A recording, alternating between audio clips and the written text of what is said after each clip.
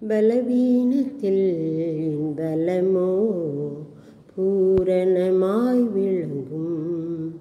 பலவீனத்தில் என் பலமோ பூரணமாய் விளங்கும். இதனால் கூட எந்த விடுதலையை பற்றி நம்ம பார்க்க போகிறோம்னா, பலவீனத்திலிருந்து விடுதலை. லூக்கா 13:12 ஒரு பலவீனப்பட்ட ஒரு ஸ்திரீ வந்தாங்க. 18 வருஷமாக அவங்களுக்கு அந்த பலவீனம் கூன் விழுந்துருந்துச்சு. கூனியாக இருந்தாங்க. 18 வருஷமாக பலவீனப்படுத்துகிற அந்த ஆவியை இயேசு அவளை தம்மிடத்தில் அழைத்து, ஸ்திரீயை உன் பலவீனத்திலிருந்து விடுதலையாக்கப்பட்டா என்று சொல்லி அவள் மேல் தமது கையை வைத்தார்.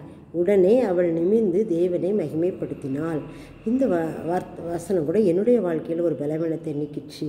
ஆண்டவர் நாமத்துக்கு மகிமையாக நம்ம ஆண்டுடைய வார்த்தையை அறிக்கையிட்டு விசுவாசிக்கும் போது நிச்சயமாகவே அது நமக்கும் அது என்ன செய்யும், அற்புதமான கிரியை நடப்பிக்கும். நம்மையும் பலவீனத்திலிருந்து விடுதலை கொடுக்கும். எதிலிருந்து நமக்கு விடுதலை வேணுமோ அந்த வசனத்தை நம்ம அறிக்கையிட்டு ஜெபிக்கும் போது நிச்சயமாகவே விடுதலை கிடைக்கும். ஆமென்.